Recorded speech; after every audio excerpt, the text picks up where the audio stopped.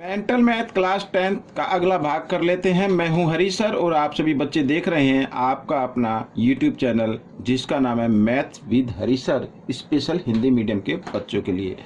तो बच्चों यहां पर प्रश्न नंबर 36 क्या कहता है, आइए देखते हैं और इसको करना शुरू करते हैं।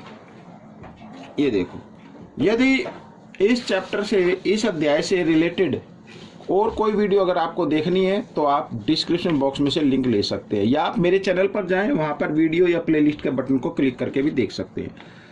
आइए करना शुरू करते हैं। यहाँ पर देखो क्या कहता है, बहुपद x की घात 2 घटा 8x जमा 6 में क्या जोड़ा जाए कि 4 इसका शून्यक हो जाए। क्या हो जाए? 4 शून्यक हो जाए। अगर ये 4 इसका शून्यक हो जाए तो इसका मतलब ये 4 इस बहुपद को संतुष्ट करेगा, सेटिस्फाई करेगा। ठीक है, यानी कि अगर 4 को इस बहुपद में रख दे तो इनका रिजल्ट क्या आएगा? 0 आएगा। आइए करके देखते हैं क्या 0 आता है। तो जोड़ने पर पूछा है कि जोड़ने पर ये इसका शून्यक बन जाए, तो हम क्या करेंगे, इस 4 को x की जगह आपको रखना है। तो यहाँ पर x की घात 2 है तो 4 को रखेंगे, 4 की घात 2 घटा 8 और x की जगह फिर 4 रखेंगे, इस तरीके से जमा 6। ठीक है, 4 को 2 बार गुणा किया 16, 8 को 4 से गुणा करेंगे, ये घटा है, घटा 32 और जमा 6। ठीक है, इस तरीके से। अब 16 ये भी जमा का है, ये भी जमा का है। 16 और 6 कितना होता है? 22 होता है। 22 घटा 32। ठीक है, अब देखो इनको अगर हम घटाए, क्योंकि ये घटा है ये जमा है, इनको अगर घटाए, ठीक है, तो इनको घटाने पर कितना आता है? 10 आता है। कितना आता है? 10 आता है। तो इसका मतलब आना कितना चाहिए था? 0 आना चाहिए था। अगर हम इसमें 10 को जमा कर दें, इस बहुपद में 10 जमा कर दे, तो फिर ये 4 इसका क्या बन जाएगा? शून्यक बन जाएगा। ठीक है, तो वो संख्या कौन सी होगी? 10 हो गई बच्चों। 10 को जोड़ा जाए, ये आपका उत्तर है। आइए करते हैं अगला प्रश्न। तो अगला प्रश्न क्या कहता है, x की घात 3 घटा 3x की घात 2 जमा 6x घटा 15 में क्या घटाया जाए। अब इसमें पूछा क्या घटाया जाए कि यह है x घटा 3 का पूर्णतः विभाजित हो जाए। x घटा 3 से क्या हो जाए? पूर्णतः विभाजित हो जाए, या इसको आप रख लो 0 के बराबर और x बराबर 3, यानी कि 3 इसका शून्यक बन जाए, ऐसे भी आप बोल सकते हैं। तो घटाना है इसमें, तो हम क्या करेंगे, 3 को x की जगह आपको रखना है। तो यहाँ पर x की घात 3 लिखा हुआ, तो हम लिखेंगे 3 की घात 3 घटा 3, फिर x की घात 2 लिखा, तो यानी कि 3 की घात 2 लिखना है आपको, जमा 6 और फिर 3 लिखना है आपको इस तरीके से, और घटा 15। ठीक है, 3 को 3 बार गुणा किया तो आता 27।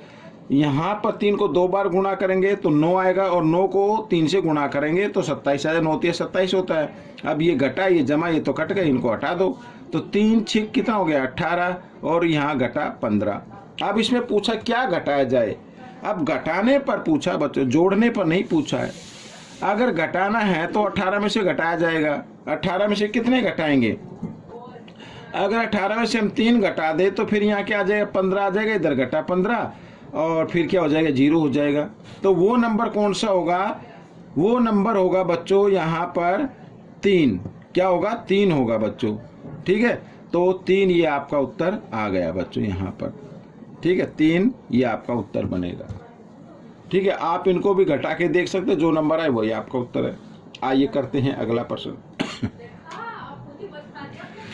अब यहाँ पर देखो, यदि बहुपद 5x की घात 2 जमा p जमा q जमा r x जमा p के वार के शून्यकों का योग कितना है? 0 है। शून्यकों का योग कितना है? 0 है। ठीक है ना, तो हमें बताना है p की घात 3 जमा q की घात 3 जमा r की घात 3 का मान बताना है। अब शून्यकों का योग यहाँ पर क्या होता है? घटा b बटे a होता है बच्चों, ये याद रखना। शून्यकों का योग क्या होता है? घटा b बटे a, और b बटे a क्या है? तो यहाँ पर p जमा q जमा r, ठीक है, और a का मान कितना है? 5 है। समझ में आया?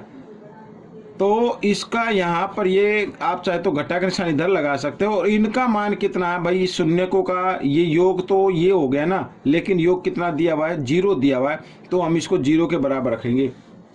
ठीक है, इस घटा के निशान को बराबर के निशान से इधर ले आओ, तो 0 पे घटा का निशान लगता ही नहीं है, तो ये घटा का निशान आप हटा दीजिए। अब यहाँ पर p जमा q जमा r ये 5 इधर भाग के रूप में है और बराबर के साथ से इधर आएगा तो गुणा के रूप में हो जाएगा। अगर 5 को 0 से गुणा करेंगे तो भी 0 आएगा। ठीक है, अब बच्चों यहाँ पर देखो P जमा Q जमा R बराबर किसके आ रहा है, 0 के आ रहा है। अब आपको एक फॉर्मूला याद होना चाहिए, एक फॉर्मूला होता है A जमा B जमा C। यदि ये 0 के बराबर है तो इसका मतलब A की 3 जमा B की 3 जमा C की 3 का मान कितना होगा, 3ABC होता है। ठीक है ना। अब यहाँ पर P जमा Q जमा R 0 के बराबर आ गया तो P की 3 जमा Q की 3 जमा R की 3 का मान कितना होगा, 3ABC था ना। तो 3 यहाँ पर मैं लिख देता हूँ एक बार, जमा Q की 3 और जमा R की 3 बराबर 3PQR। ये आपका उत्तर बनेगा बच्चों। ठीक है, आइए करते हैं अगला प्रश्न। अब अगला प्रश्न बच्चों यहाँ पर यदि देखो क्या कहता है, यदि बहुपद x की घात 2 घटा 9x जमा 7k जमा 4 का एक शून्यक दूसरे शून्यक का दुगुना है तो k का मान बताना है। k का मान बताना है। अब यहाँ पर मान लेते हैं, माना पहला शून्यक होगा, मान a मान लीजिए, अल्फा मान लीजिए ये, और दूसरा शून्यक क्या होगा, दुगुना है तो 2 अल्फा हो गया इस तरीके से। तो k का मान बताना है बच्चों। ठीक है, तो सबसे पहले शून्यकों का योगफल यहाँ पर मैं लिख देता हूँ। थोड़ा मैं आपको एक्सप्लेन कर रहा हूँ, इसलिए थोड़ा टाइम लग रहा है, लेकिन आप जब प्रैक्टिस करेंगे तो जल्दी से कर पाएंगे। शून्यकों का योगफल क्या होता है, अल्फा प्लस बीटा, यही तो होता है। मगर यहाँ पर अगर वैसा देखा जाए घटा b बाई a होता है। शून्यकों का योगफल क्या होता है, घटा b बाई a होता है, या घटा b बटे a बोल सकते हो। और यहाँ पर घटा b क्या है, घटा 9 है तो 9, और इधर ब्रैकेट डाल लेते हैं, और a क्या है, a कुछ नहीं है तो 1 मान लीजिए। ठीक है, तो घटा घटा क्या हो गया, जमा हो गया, 9 हो गया। यानी कि अब इनको जमा कर दो, शून्यकों का 2a और 1a कितना होता है, 3a, और 3a बराबर किसके होगा, 9 के होगा। तो a का मान निकाल लीजिए, 9, 3 इधर गुणा में, इधर आकर ये भाग में आ गया, 3 3 9, तो a का मान कितना आ गया, 3 आ गया बच्चों। लेकिन हमें तो k का मान निकालना था।